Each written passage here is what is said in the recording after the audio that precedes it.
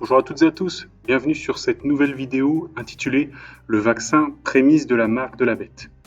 Alors j'ai décidé de faire cette vidéo parce qu'aujourd'hui il y a, voilà, je vais pas me poser si vous voulez les questions de savoir s'il faut se faire, enfin, si le vaccin est efficace, est inefficace, la manière dont il est mis en place, etc., etc. Je vais plutôt m'intéresser, si vous voulez, à cette question du vaccin sous un angle biblique. Voilà, parce qu'on est amené aujourd'hui à se poser la question, de nombreuses personnes le font, c'est est-ce qu'aujourd'hui un chrétien doit se faire vacciner ou pas? Donc, une des premières clés donc, qui nous permettra d'arriver à une réponse, c'est tout simplement de se demander ce qu'est finalement la marque de la bête. Qu'est-ce que la marque de la bête? Alors, on parle de la marque de la bête dans le livre de l'Apocalypse, au chapitre 13, versets 16, 17, 18. Et elle fit que tous, petits et grands, riches et pauvres, libres et esclaves, reçussent une marque sur leur main droite ou sur leur front, et que personne ne put acheter ni vendre sans avoir la marque, le nom de la bête ou le nombre de son nom.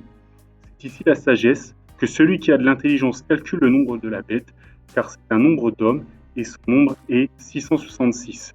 Donc là, on vient nous dire tout simplement qu'en fait, à la fin des temps, juste après en fait l'enlèvement de l'Église, il va y avoir ce qu'on appelle la marque de la bête. C'est-à-dire que les gens ne pourront plus faire de commerce sans avoir cette marque dans la bête. On nous dit qu'elle sera sur la main droite ou sur le front.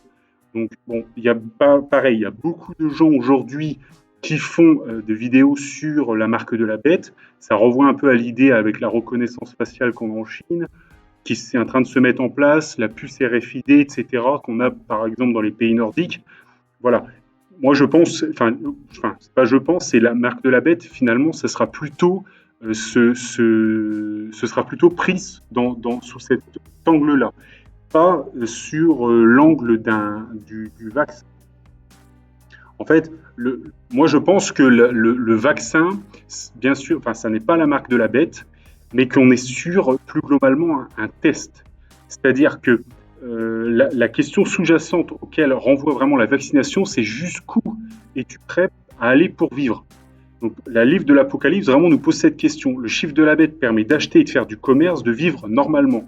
Ceux qui refuseront ce chiffre seront des parias à la fin des temps. Aujourd'hui, pour les non-vaccinés, finalement, on nous teste. Derrière le vaccin, vraiment se pose la question de savoir jusqu'où les gens sont-ils prêts pour le. Enfin, est-ce que les gens, finalement, même sont-ils prêts pour l'avènement du chiffre de la bête? C'est-à-dire, pour leurs droits, vont-ils prendre cette marque qui finalement va mener directement en enfer, parce qu'il est dit que personne qui aura finalement la marque de la bête sera sauvé dans la Sainte Bible.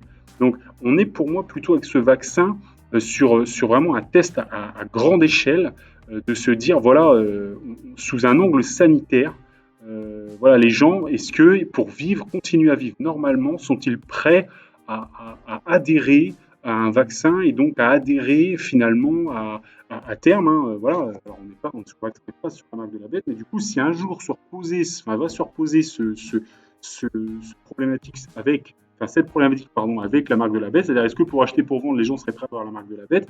Et là, bien sûr, la réponse, pour la plupart d'entre eux, malheureusement, va être oui.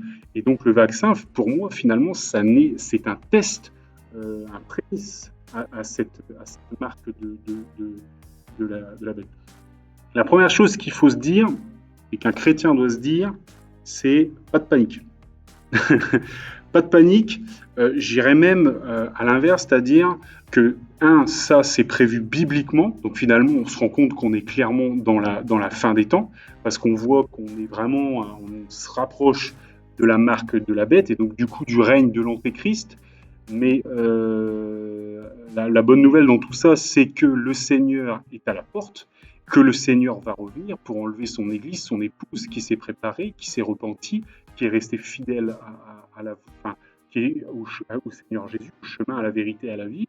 Donc oui, les moments difficiles, approchent, mais finalement le salut est en vue. Et ça, c'est quelque chose qui doit vraiment nous encourager. Donc le vaccin, finalement, beaucoup de chrétiens peuvent amener aujourd'hui à se tourmenter par rapport à ça. Alors oui, il faut se poser des questions, oui, il faut être dans la crainte du Seigneur, oui, il faut se dire, est-ce que je fais la bonne décision en faisant vacciner ou pas?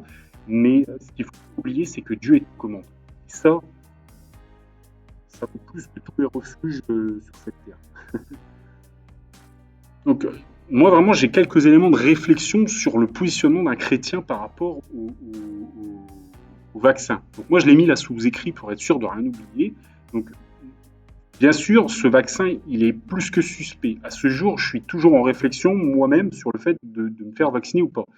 Donc, ce que dit finalement la Bible, c'est qu'il faut en effet obéir à Dieu plutôt qu'aux hommes. Ça, c'est ce que Pierre a dit quand il a été face aux pharisiens et au Sanhédrin. Voilà. Donc, cependant, il faut quand même contrebalancer, il faut quand même se poser aussi d'autres questions qui sont aussi à d'autres endroits de la Bible qui nous dit qu'il faut être soumis aux autorités. Surtout, effectivement, si les ordres de l'autorité ne sont pas contraires au plan de Dieu qui contrôle tout. Donc, finalement, moi, je pense qu'aujourd'hui, avec le vaccin, on s'inscrit, si vous voulez, dans l'avènement, finalement, de la fin des temps, de plus en plus. Et donc, du coup, est-ce que ça, c'est pas... le plan de Dieu se met en place. Donc, du coup, si à un moment donné, ça devient obligatoire et qu'on est obligé de faire ce vaccin, voilà, il faut quand même se poser la question, c'est est-ce que le fait de s'y opposer, c'est finalement s'opposer au plan de Dieu. Donc là, ce qui pourrait effectivement nous mettre à défaut. Ce qu'il faut aussi avoir en l'esprit, c'est que le vaccin, ça peut protéger finalement un païen qui peut être un chrétien en devenir. Parce que le Covid, a priori, il rendrait finalement, quand on est vacciné, rendrait le vaccin du Covid, pardon, rendrait en fait la maladie moins propageable. Et donc, du coup, ça veut dire qu'on peut être amené en étant vacciné, on peut être amené à croiser quelqu'un qui est fragile, qui aurait pu avoir des problèmes avec le Covid, mais en s'étant fait vacciner, on a évité la propagation, et donc du coup, on l'a évité d'avoir la maladie, je vais loin, mais on lui a évité d'avoir la maladie, et donc du coup, quelque part, on l'a épargné.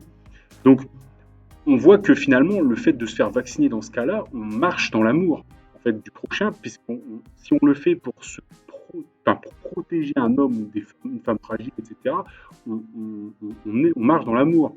Donc, si vous voulez, la question du vaccin me fait un peu penser au paiement sans contact avec la carte bleue. Donc, le paiement sans contact, bon, voilà, ça renvoie clairement à la marque de la bête. On comprend facilement que c'est encore une fois un prémisse à la marque de la bête. Cependant, est-ce qu'il est opportun de s'y opposer si cela sert à l'œuvre de Dieu et à son juste jugement? C'est-à-dire que, est-ce que moi, je vais m'opposer au paiement sans contact parce que je vais me dire, ah non, la marque, c'est parce que du coup, malheureusement, comment dire, la marque de la bête va arriver, donc du coup, ça va être la prochaine étape, c'est la puce dans la peau. Non, je pense qu'il n'est pas forcément opportun de s'y opposer. Regardez, Pierre s'est opposé à la crucifixion du Seigneur Jésus en disant non, non, tu ne te feras pas crucifier. Et Jésus lui a dit, arrière de moi, Satan, tu mets en scandale. C'est-à-dire que Pierre s'opposait quelque part au plan de Dieu. Et donc, du coup, alors qu'il était impératif pour nos péchés, pour nous qui sommes pécheurs, que Jésus aille nous laver de nos péchés. Donc, du coup, vous voyez, le fait de s'y opposer, ça paraissait bien de protéger le Seigneur, c'était un bon sentiment, mais pour autant, l'aboutissement, la conclusion était mauvaise, et c'est Jésus lui-même qui le dit. Donc moi, si vous voulez, je pense que si on se vaccine avec une conscience pure, c'est-à-dire pour protéger les autres, faire avancer le plan de Dieu, moi j'ai envie de dire, allons-y. Si c'est par amour des restaurants et des cinémas, clairement c'est un peu plus limite. Voilà, la raison finalement pour laquelle on fait la chose, ça me paraît vraiment fondamental. Est-ce que tu marches dans l'amour en faisant ce vaccin ou pas? Paul, il a dit, soit donc que vous mangez, soit que vous bougiez, soit que vous fassiez quelque autre chose, faites tout pour la gloire de Dieu. La manière pour laquelle tu fais le vaccin ou pas, clairement pour moi, ça change la donne. Voilà. Écoutez, je ne peux pas dire que j'ai la vérité, c'est Jésus la vérité. Donc, je vous engage à prier, à demander l'aide du Seigneur et que Dieu prenne miséricorde, en tout cas de notre tentative de compréhension et d'obéissance au Seigneur. Ce qui doit nous animer, c'est 1. Obéissance au Seigneur dans ses plans, 2. La charité et l'amour du prochain, et pas l'amour du monde pour aller au cinéma, au restaurant et autre chose. Voilà, les choses finalement se mettent en place, Dieu contrôle tout et il sait ce qu'il va t'arriver. Ne te tourmente pas avec cette question, mais agis selon la justice, la paix et l'amour. Si pour toi aimer ton prochain comme toi-même c'est te faire vacciner, alors rien ne dit que tu as tort ou raison. Agis avec une conscience pure et confie-toi en ton Dieu, il aplanira tes sentiers. Que Dieu vous bénisse dans le nom de Jésus. Mon frère, ma sœur, garde la foi. Amen.